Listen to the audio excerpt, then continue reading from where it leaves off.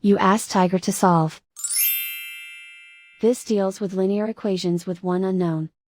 The final result is y equals -3/13. Let's solve it step by step. Simplify the expression. Simplify the arithmetic. Group all constants on the right side of the equation. Add 3 to both sides.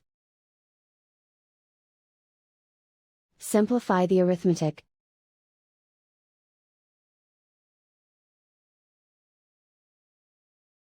Isolate the y. Divide both sides by -13. Cancel out the negatives. Simplify the fraction. Move the negative sign from the denominator to the numerator. And so the final result is y equals -3/13.